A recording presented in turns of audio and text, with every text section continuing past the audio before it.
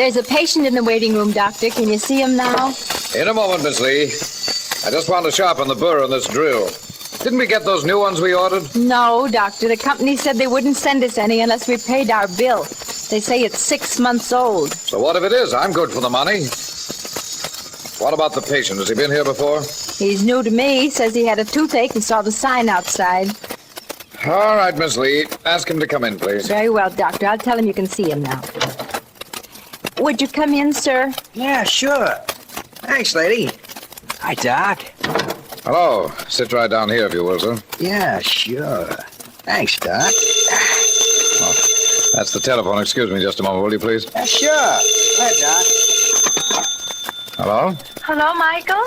I just wanted to know if you'd be home for dinner. I hope I haven't disturbed you. Oh, I'll be home, Grace, but I have a patient in the chair, so I've got to cut this short. Oh, I understand. Goodbye, darling. Hurry home. Goodbye, Grace. Goodbye. Well, now, sir, we're ready for you. Yeah, sure, Doc. That was your wife? Yes. Why? She like you? Well, of course. I don't think I understand She wouldn't want nothing to happen to you, would she? Of course not. But then neither would I. What are you talking about? To tell the truth, Doc, I ain't got no pain in no tooth. I guess maybe I'm gonna be a pain in the neck. You see, I work for Professor Powell, and he says you're gonna give me 10,000 clams, or you ain't gonna drill no more teeth. Get out of here before I call the police. Yeah, sure. Only I forgot to tell you, the professor, he's cute. You get dead so it looks like by accident. See? I won't pay you or your professor a cent. Now get out of here. Well, yeah, sure. I'll get out of here, but remember what I said. You get dead.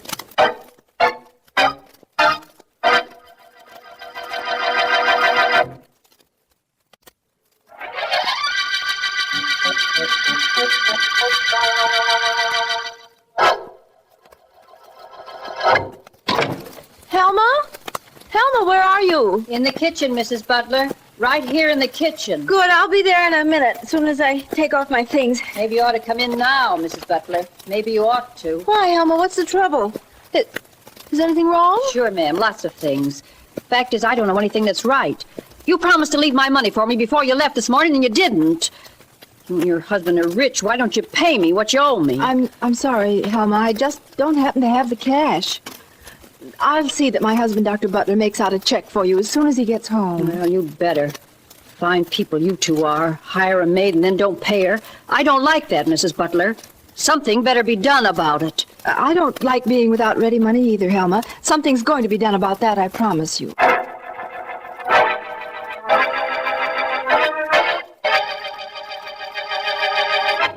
I'm sorry I'm so slow, Michael. I'm a little out of practice when it comes to serving. When's Helma coming back? She isn't. That is, she'll be in the morning for her money. But she walked out this afternoon when I couldn't pay her. It was pretty embarrassing, Michael. Well, I can't be bothered with that right now. I've got other problems. Grace, my life has been threatened. What? A tough character came into my office and told me he worked for somebody named Professor Powell. He threatened to kill me unless I paid him $10,000. Oh, Michael, no. No? Oh, yes. And he sounded like he... Oh, Michael, who can that be at the door? Is it Professor Powell? No, it's probably Stanley James. He left word at the office he'd be here tonight. I'll go to the door. I'll get rid of him in a hurry. I know what he wants. Oh, please, Michael, you're upset enough. Don't do anything you'll be sorry for. I'll do something he'll be sorry for. Just because he's a dentist, too, he thinks I'm supposed to help him. Well, he'll find out. Hello, Dr. Butler. Well, Dr. James, what is it? And if it's about that money you want to borrow, the answer is no. Can't I even come in and discuss this with you, Doctor? It's really urgent. I said no to you yesterday, and I'm telling you the same thing now. What right have you to think I'll lend you money? I loaned you money when you were just starting. Dr. Butler, you've got to help me. You've got to. Oh, I do, huh? Well, that's your opinion only. I think differently. Good night, Dr. James. Wait. Don't close the door. Dr. Butler, you're going to wish you had loaned me that money. Yes? Yes. Believe me, you are.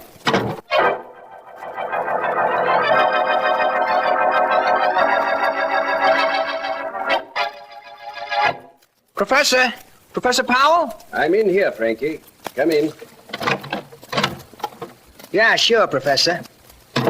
Well, I seen him. The Doc Butler you sent me to. And I told him what you said. Did you now, Frankie? Excellent. And that means he'll pay. I ain't doubting you, you understand, Prof. But what makes you so sure? The fear of death, Frankie, my lad. The unreasonable but unqualified fear of being forcibly removed from this world. Do you understand, Frankie? Yeah, sure. But what do you mean?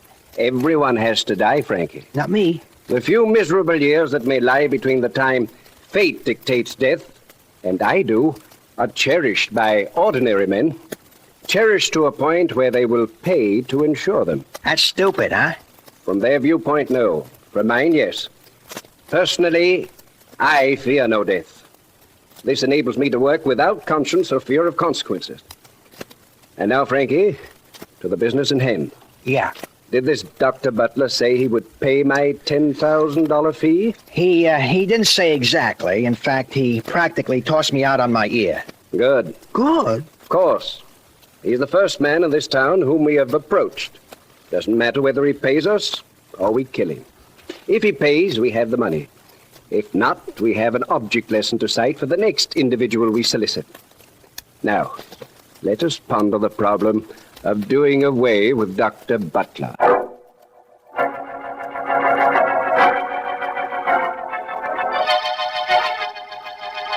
Philo Vance is outside. By all means, Miss Williams, ask him to come in. I've been expecting him. Vance, it's a pleasure to see you. Come right in. Thank you, Markham. Thank you. Glad you called me. I hope I didn't get you here under false pretenses, Vance. When the district attorney sends for his friend, a private investigator, how could the pretenses be false? Well, for one thing, Vance, I have no case for you to work on. Oh. At least I don't think I have. My call was sort of a precautionary measure. Vance, did you ever hear of Professor Powell? Vaguely. Isn't he an extortion specialist who operates in the Middle West? He did, formerly. He's either in town now or on the way here. I received a wire this morning from the chief of police at Islandtown saying he thought Powell was en route here. I seem to recall this Powell made a specialty of getting money from professional men. Yes, according to the file we have on him. Now, Vance, maybe this is coincidence, or perhaps Professor Powell has started operations here. But this morning, a dentist, Dr. Michael Butler, was found dead in his office. Really? What were the circumstances? Well, to be frank with you, they don't necessarily indicate murder. Oh? He was found lying on the floor of his office with no obvious indication of how he met his death. Is that so? The only thing strange is he had a loaded revolver in his pocket. You know, Markham, it strikes me that there is a definite connection between this mysterious Professor Powell and the death of Dr. Butler. I suggest we go to the doctor's office now.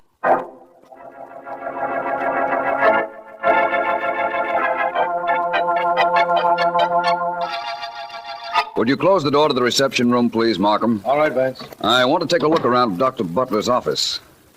The body was found here, right? Yes, that's correct. And his dental instruments are in the sterilizer ready for the day's work to be started. Except for the fact that the body's been removed, nothing's been touched. I see. Here's a glass jar filled with alcohol. Many dentists use this for cold sterilization. Do me a favor, please, my friend. Open the sterilizer and see if there's a hypodermic syringe in it. Certainly, Vance. Yes, I see one. Oh, gosh, this is hot. In that case, I think Dr. Butler was murdered, all right. And I think I can tell you how. Oh, no, Vance. Oh, yes, Markham. The fact that the hypodermic syringe was in the sterilizer tells me it doesn't belong there. It belongs in this jar of alcohol. Otherwise, there'd be no reason for the jar of alcohol. I understand that, but not what makes you think this was murder, or how you know how Dr. Butler was murdered. I think the murderer came in here, took this hypodermic, which is generally used to shoot Novocaine into a patient's gums, and filled it with poison. Then he used it on Dr. Butler and returned it to the sterilizer. But if the murderer got the hypodermic syringe from the alcohol jar, why return it to the sterilizer? Very simple reason, Markham. Our murderer was pretty clever. He thought putting it back in alcohol would preserve the poison, but that putting it in the sterilizer would destroy all traces of the poison. It was natural that the hypodermic be put into the sterilizer. That would cover up the crime beautifully, or so it was imagined. Well, Vance, it seems to me that if this is so, and I'm not doubting it, mind you, that you have encountered Professor Powell and have won the initial victory. Perhaps, providing that the professor is responsible for this. Personally, I'm not convinced it was he. I'm going to Dr. Butler's home. He was married, you said? Yes, he lived alone with his wife. Well, I'm going to phone and ask if I may come out to see her. I'll be in touch with you as soon as I have something important to tell you. Vance, with you on the job, that won't be too long. I'll be waiting. Got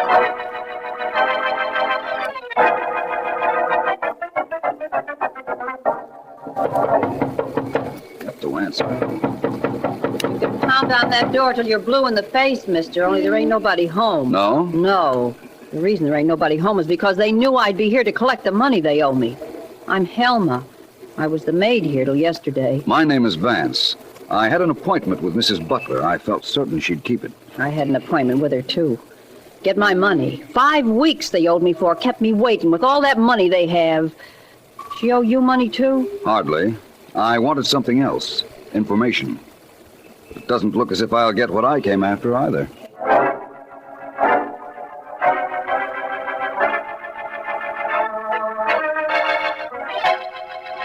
All I can tell you, Markham, is that I had an appointment with Mrs. Butler, but she wasn't at her house when I got there.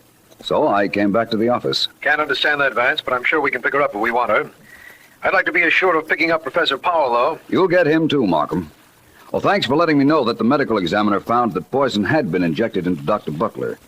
It's nice to know I was right. Aren't you always? You know, the hypodermic left such a minute hole, it just wasn't detected until you asked that it be looked for particularly. Sometimes... Excuse me, Markham, for breaking in on something I know I'd enjoy hearing, but there's someone at the door and Miss Deering's out. I'll call you back. Do that. Bye. Bye. Come in. Mr. Vance, Yes? I'm Grace Butler. How do you do? I'm sorry I wasn't home as I said I'd be. I just can't stay in that house anymore now that Michael... That's understandable. Please come in, Mrs. Butler. Thank you. May I sit here? Please do. Mrs. Butler, when I spoke to you on the telephone, you told me your husband had been threatened by a mysterious Professor Powell. Mrs. Butler, was your husband very wealthy? Yes, I suppose you would say he was wealthy. And you inherit most of his money? Yes. You're not trying to... I'm not trying to do anything except establish a clear picture of this case. You also told me of a threat made by a Dr. Stanley James to whom your husband refused to lend money. Yes. He hated my husband. And my husband expected trouble, Mr. Vance. Before he left home this morning, he put a loaded revolver in his pocket. Yes, I know. We've withheld that fact from the newspapers, but we found the gun. Now all that remains to be done is to find your husband's murderer.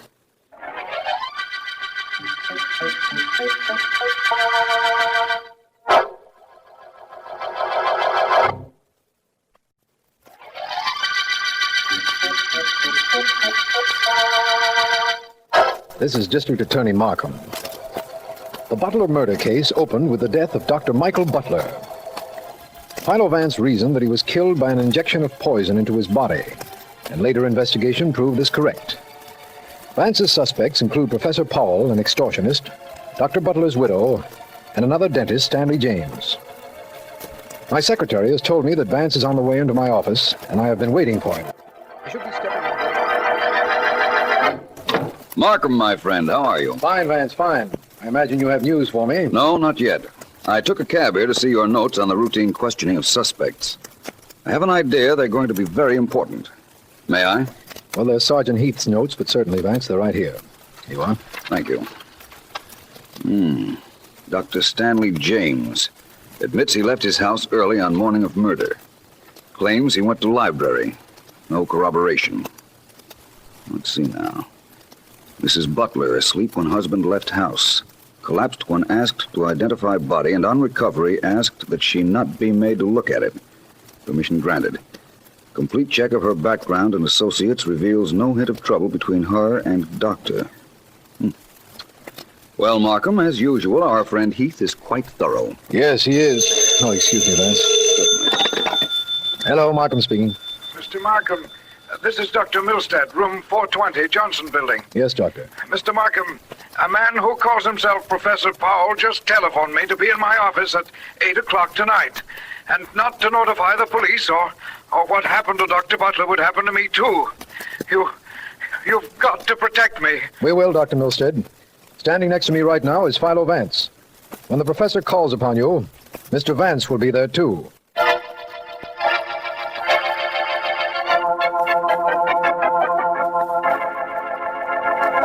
It's just 8 o'clock, Mr. Vance, and to be honest about it, I'm a little nervous. No need to be, Dr. Milstead. I'm quite sure I can handle our friend Professor Powell when he arrives. Oh, I'm sure you can. And thank you, Vance, for coming here. No trouble at all. I've been wanting to meet the professor for some time. Oh, that must be he now. Professor Powell, It is I, Doctor. will you come in here, please? Oh, thank you, Doctor. Thank you. I thought you had another patient in here with you, and I didn't want to interrupt. I think you might prefer talking to me, Professor. My name is Vance, Philo Vance. Philo Vance. Well, I have an odd compliment for you, Mr. Vance. You, the mere fact that you were in this city, postponed my coming here for several years. Well, thank you. Of course, I realize it is no coincidence that finds you here in this office, Vance. Dr. Milstead, would you leave Professor Powell and myself alone for a bit? Oh, of course, Mr. Vance. I'll wait out in the reception office. Thank you, Doctor. Not at all. Well, Vance, this is indeed a compliment to my intelligence. Apparently, you wanted to meet me, eh? Definitely. I'm rather glad about it, by the way. You see, I think you're a killer, and I'm going to prove it. You mean Dr. Butler, of course. Well, it's quite possible that I didn't kill him, you know. He must have found out by now about his wife and that other dentist who hated him. As a matter of fact, I have. My compliments on providing suspects along with your murders, Professor Powell. Very considerate of you. By the way, what are your intentions in regard to Dr. Milstead? There are so many other doctors, Vance, and after all, Dr. Milstead did bring us together. He's perfectly safe, believe me. I'm sure he will be, now. Well, Professor Powell, I'm certain that this is au revoir, but we'll meet again. Believe me, we will, Vance. But the next circumstance may not be so pleasant for you.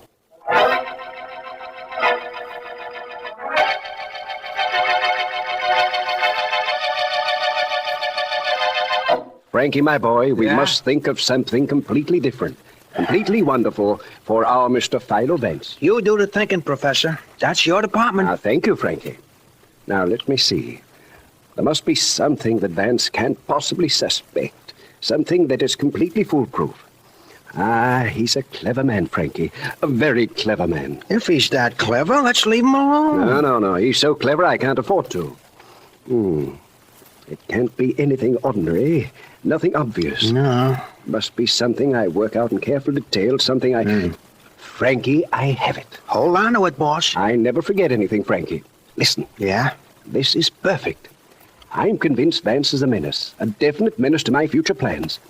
I must do away with him. Oh, sounds like you're in my department now, Prop. Hardly. Although you'll be called on to help. Sure. Frankie, Vance drives a 1944 Stanton convertible, dark green. Well, a lot of people drive green Stantons. That's right. Therefore, it shouldn't be hard for you to get me a car like that. What do I do? Heist it or buy it? It doesn't really matter as long as you get it. I'll consider it gotten. What happens then? Then I'm going to take a photograph of the inside of Vance's car. Yeah? If there's a worn spot on the flooring, I'm going to duplicate it in the car you get me. I'm going to check his speedometer and fix our car the same way.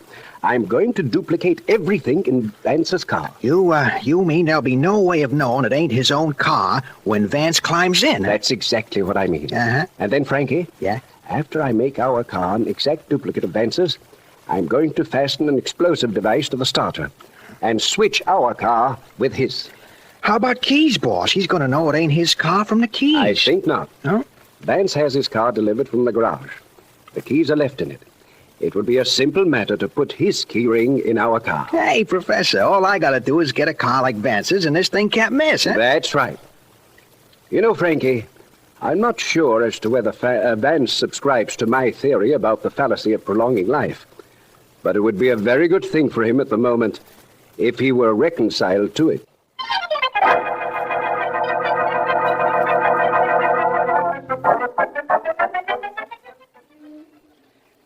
Gee, Professor, I sure did a good job of getting a car that was just like Vance's and of fixing the inside just like his, didn't I? Huh? Yeah, take a look at that bus in front of his door there, the one we're in, and you couldn't tell them apart. I even put his own radio back in our car. You did an admirable job, Frankie. Thanks. Now, all that remains is to wait here until Vance leaves the building. Tell me once more what you did so I know there's no slip-up. Yeah, okay. After I drove the car to Vance's place and fixed the gimmick to the starter, like you showed me, I drove Vance's own car up the block and called you.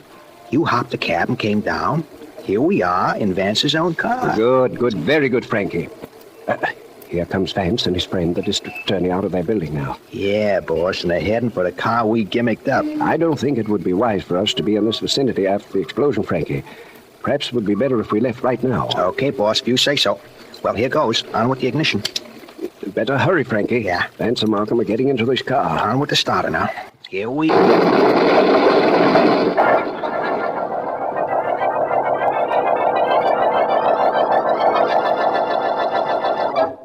Markham, I think Powell is still breathing. He is. Powell. Professor Powell. The doctor said Professor Powell would probably regain consciousness before he died, Vance. Looks as if he was right. Yes, it does. He shows signs of coming out of the results of that explosion. I'm going to talk to him. Powell. Professor Powell.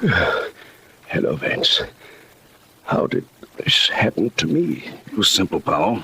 I didn't fall for your trick of switching cars. So when your man here went to telephone you, I switched the cars back to their original status, pushing the rigged car and not using the starter. You saw what Frankie had done with the cars, Vance? Well, I didn't actually witness it, but I did look in what was supposed to be my car a little while ago. It seems your man forgot one detail. I didn't think you'd trust the actual work to an underling. No, I guess that was a mistake. But I do have the satisfaction of having committed a murder and not being caught. That is something, Vance. You killed Dr. Butler? Of course. I killed him, and you never knew it was I. You never would have been able to prove it.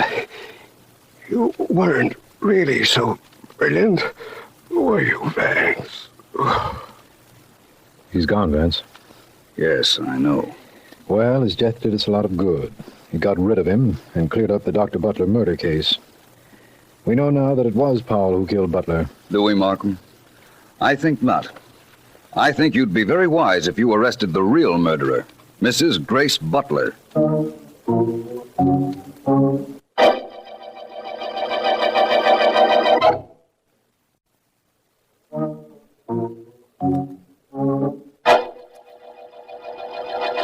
Let's start with the motive, Markham. It was money. Dr. Butler was very rich, but Mrs. Butler was continually being embarrassed by lack of cash.